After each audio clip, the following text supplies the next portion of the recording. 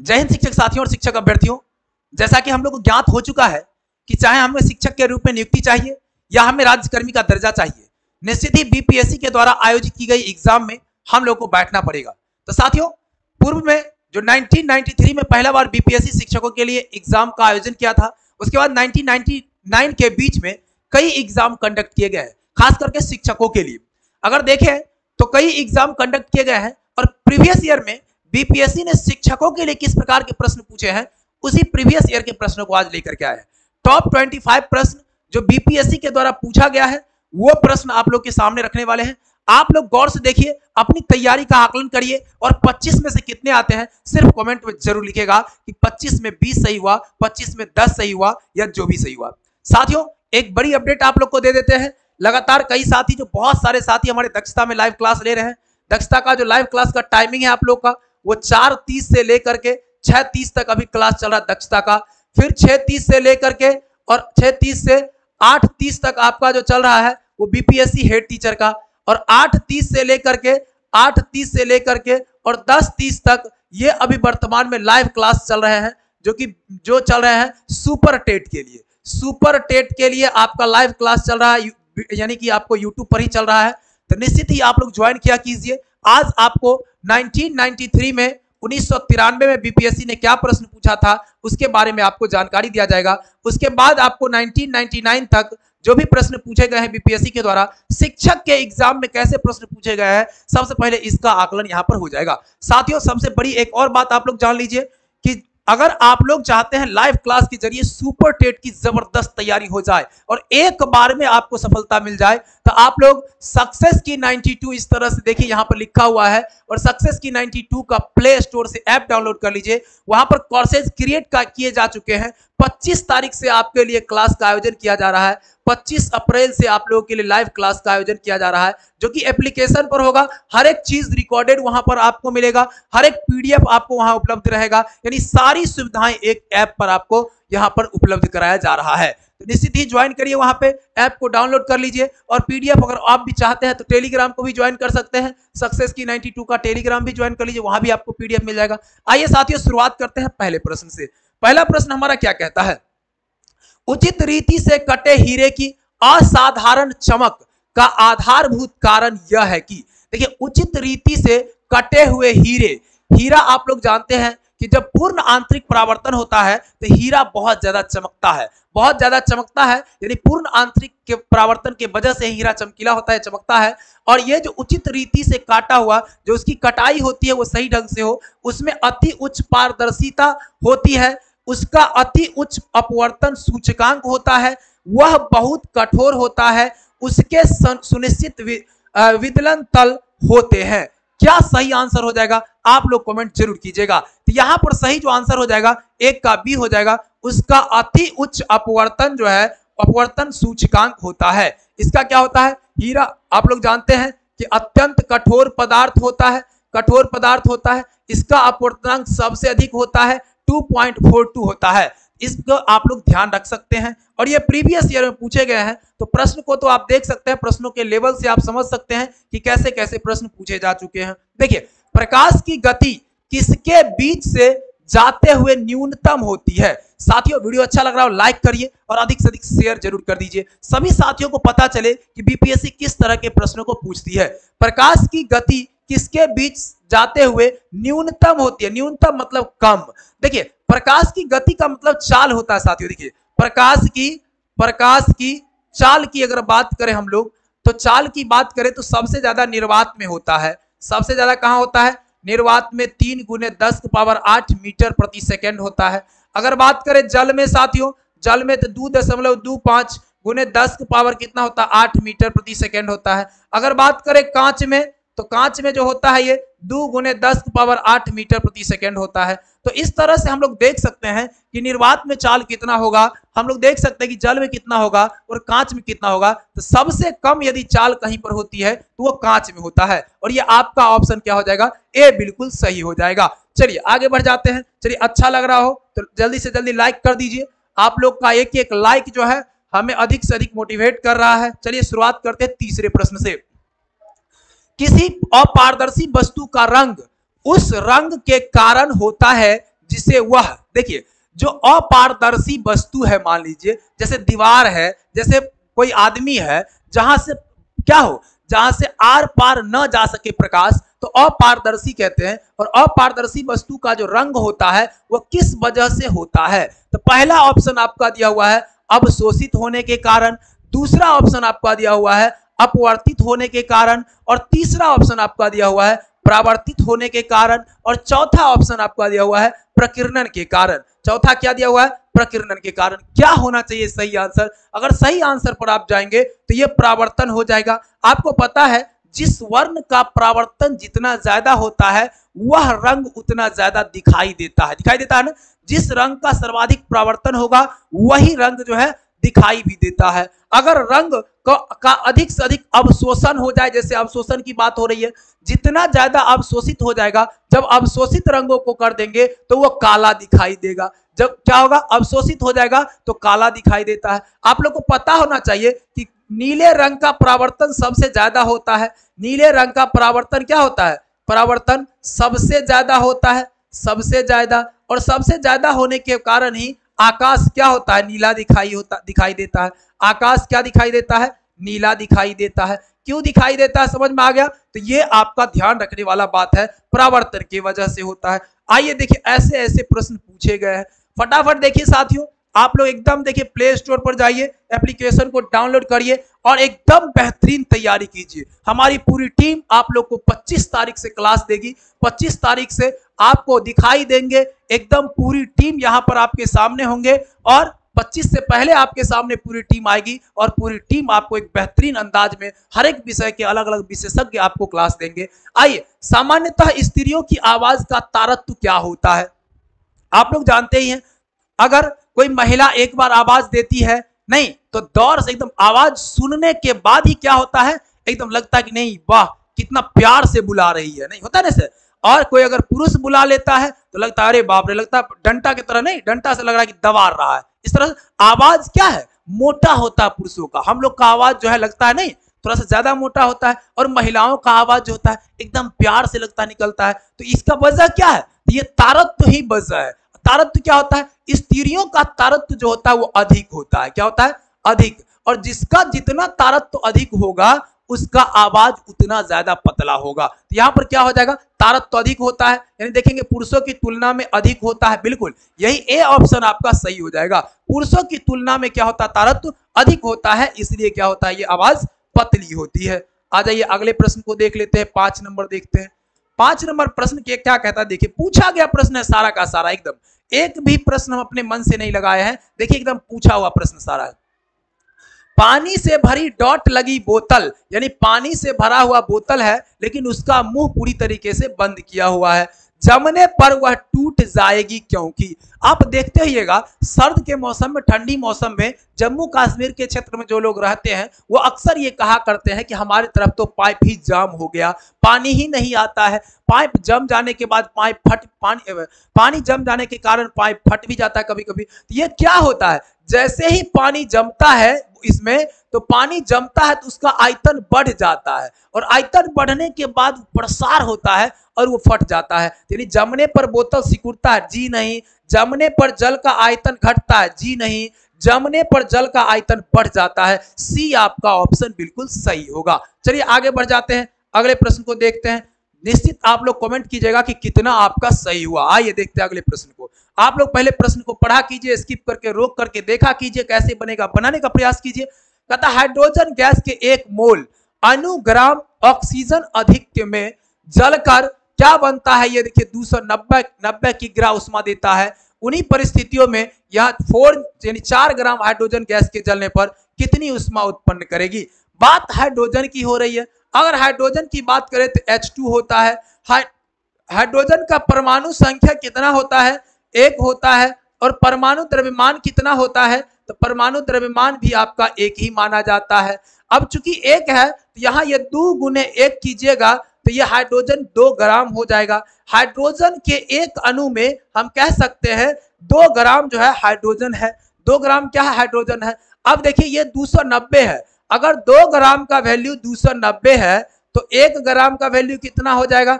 145 हो जाएगा। और यहाँ 4 ग्राम में कितना होगा ये पूछा जा रहा है, तो 4 ग्राम का कितना हो जाएगा, हम लोग गुना कर लेंगे। 4 गुने 145 यानी गुना होगा 445 जो कि 180 यानी 580 ग्राम आपका सही आंसर हो जाएगा।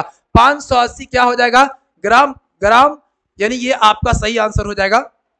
ये आपका सही आंसर हो जाएगा। किग्राम है, सॉरी ये किग्राम है, तो ये 580 किग्रा हो जाएगा, केजी हो जाएगा। ठीक है, ये 290 किग्रा है तो ये भी किग्राम हो जाएगा। 580 किग्रा आपका सही आंसर होगा। तो इस तरह से इस प्रश्न को बनाया जा सकता था। चलिए आगे बढ़ जाते हैं। आप लोग स्क्रीनशॉट भी ले सकते हैं, स्क्रीनशॉट ले लीजिए और उसको फिर से देख लीजिएगा एक बार बना करके। आ जाइए अगला प्रश्न देख लेते क्या हमारा कहता है।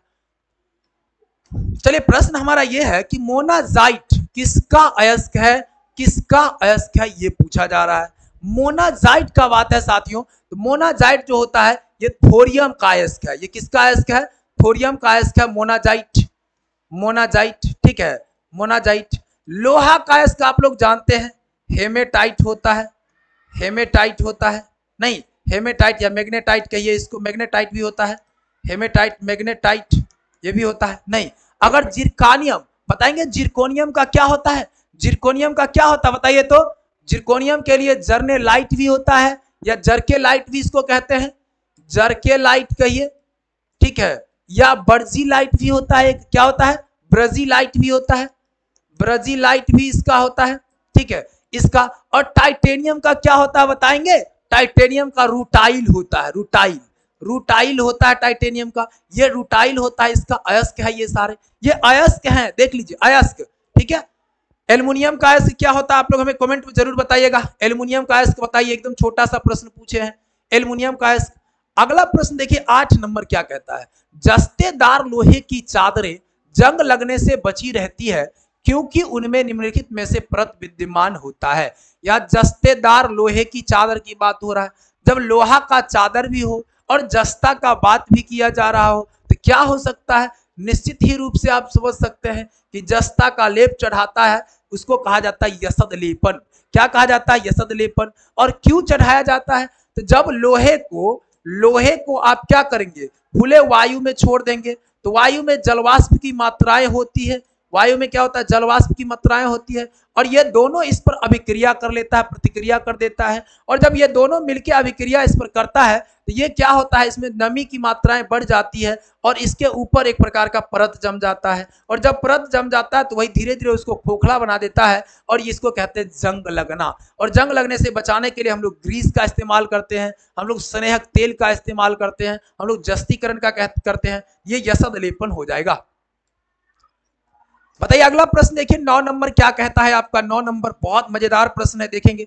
पानी आयनिक लवण का सुविलायक है क्योंकि, पानी जो है वो आयनिक लवण का सुविलायक है क्योंकि, सुविलायक है क्योंकि देखिए उसका क्वथनांक उच्च है, उसका द्विध्रुवीय आघूर्ण अधिक है, उसकी विशिष्ट ऊष्मा अधिक है, उसका कोई रंग नहीं है। सही आंसर क्या होना चाहिए, अगर बात करेंगे सही आंसर का साथियों तो इसमें आंसर हो जाएगा इसका बी हो जाएगा, उसका द्विध्रुव आघूर्ण अधिक होता है। द्विध्रुव आघूर्ण का मतलब क्या हुआ, इसके अंदर जो होता है, ये जल का बात कर रहे हैं पानी का, ये जल के अंदर जो होता है डाई इलेक्ट्रिक नियतांक होता है। क्या पाया जाता है, डाई इलेक्ट्रिक नियतांक, इलेक्ट्रिक नियतांक। ये क्या करता है, जो आयनिक बंधन होते हैं, आयनिक बंधन को कमजोर कर देता है। इसको क्या करता है, कमजोर कर देता है। और आयनिक बंधन जैसे ही कमजोर होगा तो वो ऑलरेडी क्या होगा, बंधन टूट जाएगा। टूटेगा कि नहीं टूटेगा, टूटेगा कि नहीं, ये टूट जाता है। इसी डाई इलेक्ट्रिक नियतांक की अधिकता के वजह से आयनिक बंधन कमजोर होता है और जब आयनिक बंधन कमजोर होता है तो टूट जाता है। यही बात है कि क्यों ये सुविलायक होता है, तो द्विध्रुवीय आघूर्ण के वजह से होता है। आइए साथियों अगला प्रश्न देख लेते हैं। 10 नंबर हमारा क्या कहता है। 10 नंबर प्रश्न है मच्छर क्वाइल, मच्छर भगाने के लिए क्वाइल है, क्वाइल आता है, इसमें प्रयोग होने वाला जो पाइरेथ्रीन है, ये क्या है, पाइरेथ्रीन की बात हो रही है। ये क्या ये प्राप्त होता है, एक बीजीय पौधों से, एक कीट से, एक जीवाणु से, एक कवक से। ये एक बीजीय पौधों से प्राप्त होता है साथियों, ध्यान रखेंगे। अब एक बीजीय पौधा में इसमें 2 पौधे होते हैं, एक होता है गेंदा का पौधा और एक होता है गुलदावदी का पौधा। क्या होता है, गुलदावदी, गुलदावदी होता है ना, गुलदाउदी का पौधा, ये फूल का है, ये दोनों क्या है, फूलों के पौधे हैं, और ये दोनों इन्हीं में से निकाला जाता है, पायरेथ्रिन प्राप्त किया जाता है और उसी से बनाया जाता है मच्छर को भगाने वाला कॉइल बनाया जाता है। आ जाइए आगे बढ़ जाते हैं। आ जाइए साथियों, 11 नंबर हमारा क्या कहता है प्रश्न देखेंगे। 11 नंबर है, मानव भ्रूण का हृदय कब स्पंदन करने लगता है। देखिए, मानव के गर्भ में यानी कि महिलाओं के गर्भ में जब बच्चा का भ्रूण विकसित होने लगता है तो चौथे सप्ताह में जाकर के ये भ्रूण जो है इसमें हृदय स्पंदन शुरू हो जाता है।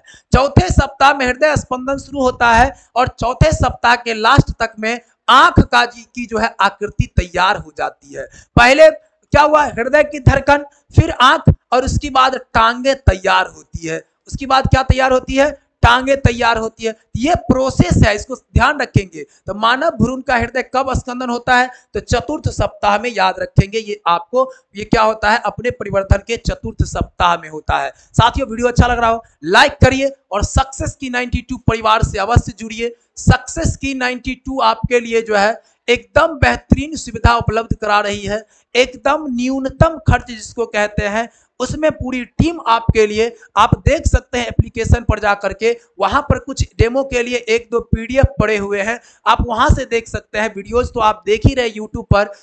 तो इसी प्रकार से आप लोगों के लिए बेहतरीन आगे गणित का भी आने वाला है वीडियो, आगे गणित का भी आपको मिलेगा। तो इस तरह से जो है आपको पूरी तैयारी करवाई जाएगी हर एक विषय का। आप लोग शाम में आज जरूर जुड़िएगा। शाम 8:30 बजे से आप लोगों के लिए लाइव कक्षा डेली आयोजित की जा रही है। निश्चित रूप से 8:15 8:30 से शुरुआत हो जाती है। प्रखनली शिशु के मामले में क्या होता है साथियों, प्रखनली शिशु, जब प्रखनली शिशु का क्या मतलब होता है, जब निसंतान माता जो होती है, निसंतान माता या पिता कहिए, माता प्लस पिता दोनों कहिए, इनको जब संतान की उत्पत्ति नहीं होती है तो ये संतान की चाह रखते हैं और संतान की चाह रखने के लिए प्रखनली शिशु का प्रयोग किया जाता है। इसमें होता क्या है, आप जो पुरुष, मान लीजिए जो पुरुष अपना क्या स्पर्म डोनेट करना चाहता है वो स्पर्म अपना दे सकता है, और महिला जो होगी, जो माताएं होगी, जो निसंतान माताएं हैं, उनको अगर बच्चे की आवश्यकता है तो इनके स्पर्म को लेकर के और महिला के ओवम यानी वहां से अंडाणु को लेकर के, यानी इनका शुक्राणु हो जाएगा और इनका जो है क्या हो जाएगा, अंडाणु हो जाएगा। इनको एक परख नली में रख करके तब यहाँ पर निषेचित करवाया जाएगा। निषेचित कराया जाता है और ये निषेचित के बाद जब ये निषेचन हो जाता है, निषेचन की क्रियाएं संपन्न होती है, तो पुनः उसे मादा के गर्भ में डाल दिया जाता है। मादा के गर्भ में डाल दिया जाता है तो धीरे धीरे मादा के गर्भ में ही बच्चा विकसित होता है। अगर बात करेंगे तो पहले बार जो प्रखनली शिशु के रूप में जो बच्चा तैयार हुआ था वो बंबई में तैयार हुआ था, मुंबई में कहिए तैयार हुआ था, और ये 1986 में तैयार हुआ था, जिसका नाम रखा गया था इंदिरा। क्या नाम रखा गया था, इंदिरा रखा गया था। ये जो इंदिरा है ये आपको क्या है, तो पहली प्रखनली शिशु है। कौन है, पहली प्रखनली शिशु है। तो इन बातों को भी आप ध्यान रख सकते हैं। एक बातों से कई बातें सामने आ जाती है। देखिए, आ जाइए 13 नंबर प्रश्न देख लेते हैं। बताइए 13 नंबर का सही आंसर क्या हो जाएगा। किसी वयस्क कामगार के लिए एक दिन के संतुलित आहार में कार्बोहाइड्रेट खाद्य, और देखिए कार्बोहाइड्रेट और प्रोटीन की बातें हो रही है। जो मात्रा है यहां पर दिया हुआ है, तौल देखिए, कार्बोहाइड्रेट की उचित मात्रा 600 ग्राम और प्रोटीन की मात्रा 420 ग्राम होना चाहिए। ए आपका सही है। चूंकि एक वयस्क आदमी की बात हो रही है, वयस्क में आप ले सकते हैं 20-21 साल से ऊपर के लोगों को जो भर दिन मेहनत का कार्य करते हैं। तो 600 ग्राम अगर कार्बोहाइड्रेट और 420 ग्राम प्रोटीन दिया जाए तो लगभग उनके लिए संतुलित आहार हो जाता है। प्रोटीन का स्रोत आप लोग जानते ही हैं, दाल होता है, दाल, दलहन, सोयाबीन, ये सब होता है ना, सोयाबीन वगैरह होता है। और कार्बोहाइड्रेट की अगर बात करें तो जितने भी मोटे अनाज होते हैं उन सब में कार्बोहाइड्रेट पाया जाता है। तो इस तरह से हम लोग इसको भी मेंटेन कर सकते हैं। आ जाइए अगले प्रश्न देखते हैं। 14 नंबर प्रश्न क्या कहता है। 14 नंबर प्रश्न ये है कि निम्नलिखित में से किस विटामिन को हार्मोन माना जाता है। देखिए, विटामिन ए जो होता है उसका नाम रेटिनॉल होता है। रासायनिक नाम क्या नाम होता है, रेटिनॉल होता है। अब इसको देखेंगे, विटामिन ए की कमी से क्या होता है, रतौंधी होता है साथियों, क्या हो जाता है, रतौंधी हो जाता है। इसके अच्छे स्रोत में गाजर आता है, मछली वगैरह भी आता है, बहुत सारे चीज आते हैं। विटामिन बी को कहेंगे साथियों थायमीन, हम लोग कहते हैं, थायमीन रासायनिक नाम है। विटामिन बी की कमी से बेरी बेरी रोग हो जाता है, बेरी बेरी रोग हो जाता है। और विटामिन बी के लिए आप जो है कई स्रोत है इसके भी। विटामिन सी की अगर बात करें तो स्कर्वी हो जाता है, स्कर्वी हो जाता है इसमें, ठीक है, स्कर्वी रोग हो जाता है। और इसका रासायनिक नाम एस्कॉर्बिक एसिड है, एस्कॉर्बिक एसिड है, एस्कॉर्बिक एसिड है। जितने जितने खट्टे फल है सब इसमें आ जाता है। विटामिन डी को ही कहा जाता है हार्मोन। विटामिन डी क्या है, विटामिन डी की कमी से क्या होता है, तो रिकेट्स हो जाता है, रिकेट्स हो जाता है, यानी हड्डियां सूख जाती है, हड्डियां क्या होता है, सूख जाता है। ये भी ध्यान आप लोग रख सकते हैं। विटामिन का खोज कौन किया था, विटामिन का खोज कौन किया था, आप लोग कमेंट हमें जरूर करिएगा। चलिए एक दो प्रश्न बीच में आप लोग से ले लेते हैं। दूध को पचाने के लिए आवश्यक एंजाइम रेनिन और लेटेक्स मानव शरीर में कितने वर्ष की आयु में लुप्त हो जाता है। बच्चे को देखिएगा, पूर्व में आप लोग देखे होंगे कि बच्चा 8 साल तक दूध पीते रहता था, 6 साल तक दूध पीते रहता था, नहीं तो ये जो अब तो खैर 1 साल 6 महीना में ही लोग, आजकल के स्टैंडर्ड लोग आ गए हैं, नहीं 6 महीना में ही दूध। अब डॉक्टर भी कहता है कि नहीं भाई आप इतना दिन नहीं पिला सकते हो, बंद कराओ दूध, बच्चे का दूध बंद हो जाता है। नहीं, हम कहीं कहीं पर तो 3 महीना 4 महीना में भी लोग दूध बंद कर देते हैं। खैर जाने दीजिए उसको। यहाँ पर प्रश्न है कि रेनिन और लेटेक्स जो है ये 8 वर्ष की आयु में जाकर के बिल्कुल लुप्त हो जाता है। या लुप्त होने की बात है, समाप्त होने की बात है, तो ये देखिए 8 वर्षों की आयु में हो जाता है। अगर बात करेंगे साथियों रेनिन की बात करेंगे तो दूध के अंदर जो दूध है हमारा, दूध के अंदर क्या पाया जाता है, केसिनोजीन पाया जाता है, केसिनोजीन पाया जाता है दूध में। केसिन भी आप कहते हैं, केसिनोजीन पाया जाता है, जिसको ये परिवर्तित करता है केसीन में परिवर्तित करता है। और जो लेटेक्स है ये इसको किस में परिवर्तित करता है, इसको ग्लूकोज के रूप में परिवर्तित करता है, तोड़ता है ग्लूकोज के रूप में, ठीक है। इसे भी ध्यान रखिएगा, ये तोड़ता है, रेनिन और लेटेक्स जो है इसका भी अपना काम है। और ये जो है विलुप्त होता है जब दूध के अंदर के चीजों को तोड़ता है, 8 वर्ष की उम्र में वो विलुप्त हो जाता है। आइए आगे बढ़ जाते हैं, अगले प्रश्न को देखेंगे। 16 नंबर प्रश्न को देखेंगे, क्या कहता है देखिए, किस प्राणी के जीव द्रव्य में हीमोग्लोबिन का विलय हो जाता है। हीमोग्लोबिन आप लोग जानते हैं, इसका जो संकेत होता है ये Hg होता है, Hg हीमोग्लोबिन होता है, सॉरी Hg क्या होता है, पारा हो जाता है, Hg तो पारा हो जाता है, परमाणु संख्या 80 होता है, ये नहीं है। यहाँ हीमोग्लोबिन की बात है, ये Hb होता है, ऐसे Hb संकेत होता है। हीमोग्लोबिन के कारण रक्त क्या होता है, लाल होता है, आपको पता है लाल होता है रक्त। रक्त जो होता है उसमें क्या पाया जाता है, आयरन धातु भी पाया जाता है रक्त में। रक्त में कौन सी धातु पाई जाती है, तो आयरन धातु भी पाया जाता है। लेकिन प्रश्न कुछ और था, जीव द्रव्य में हीमोग्लोबिन का विलय किसमें हो जाता है, तो केचुआ में हो जाता है, जिसको हम लोग चाली भी कहते हैं, चाली यानी केचुआ होता है। ये आपका सही आंसर हो जाएगा। आ जाइए 17 नंबर प्रश्नों को देख लेते हैं साथियों। आइए 17 नंबर प्रश्नों को देख लेते हैं।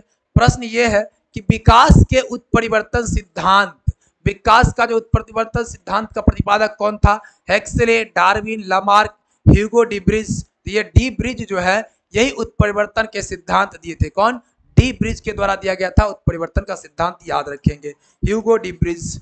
18 नंबर प्रश्न देखेंगे साथियों, आ जाइए 18 नंबर प्रश्न क्या कहता है, आप लोग निश्चित कमेंट करके हमें बताइएगा कि आपका कितना सही हुआ। यदि एक पिता का रक्त ए है, पप्पा ए है और मम्मी रक्त ओ है, तो संतान कैसा होगा। देखिए जब ए है ओ है या तो ए होगा न तो ओ होगा, नहीं तो क्या हो सकता है, ए ओ में से ही दूगों में से कोई एक होगा, एक्स्ट्रा तो हो नहीं सकता। बी तो नहीं होगा, तो बी वाला नहीं होगा, ए भी नहीं होगा, ए भी नहीं होगा, तो आपका यही आंसर सी हो जाएगा एकदम से। क्या हो जाएगा, या तो ए होगा नहीं तो ओ होगा, ये दोनों में से कौन होगा, तो ये आपका सी आंसर हो जाएगा, ठीक ना। 19 नंबर देखेंगे, कोलेस्ट्रॉल एक क्या है। कोलेस्ट्रॉल एक प्रकार का क्या है बताएंगे, कीटनाशी है, विटामिन है, स्टेरॉइड है या एंजाइम्स है, ये क्या है सो बताएंगे।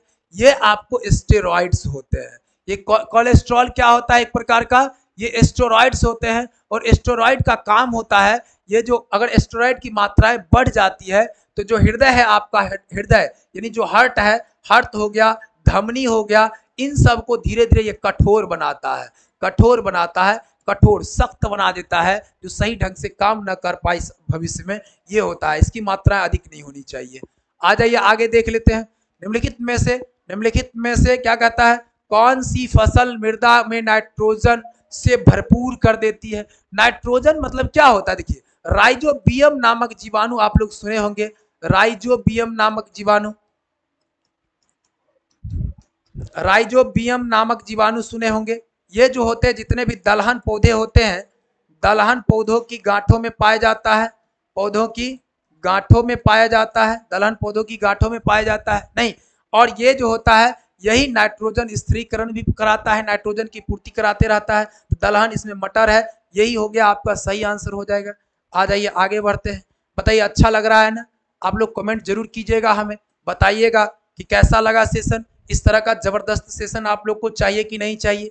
SLV क्या होता है, SLV 3 की बात होती है। देखिए एक होता है PSLV, एक होता है GSLV। PSLV होता है पोलर सैटेलाइट होता है, ठीक है, पोलर सैटेलाइट लॉन्च व्हीकल होता है, पोलर सैटेलाइट लॉन्च व्हीकल। और GSLV का मतलब होता है जियो स्टेशनरी लॉन्च व्हीकल होता है। तो PSLV ये सैटेलाइट लॉन्च व्हीकल है, ये क्या है, सैटेलाइट लॉन्च व्हीकल है, ठीक है। चलिए स्पेलिंग पर नहीं जाना है आप लोग को, समझिए चीजों को, ठीक है। आगे बढ़िए, अगला प्रश्न क्या कहता है, निम्नलिखित में से किन का उपयोग जैव उर्वरता के रूप में किया जाता है। यानी जैव उर्वरता के रूप में किसका उपयोग किया जाता है, एंजोला को नहीं, नीला हरित शैवाल को इसका तो किया जाता है, एल्फेल्फा नहीं, तो केवल 2 आपका सही आंसर हो जाएगा। यानी आंसर क्या हो जाएगा, केवल और केवल 2 सही हो जाएगा, ए आपका बिल्कुल सही आंसर हो जाएगा। आ जाइए आगे देखते हैं, आगे देख लेते हैं अगला प्रश्न हमारा क्या कहता है।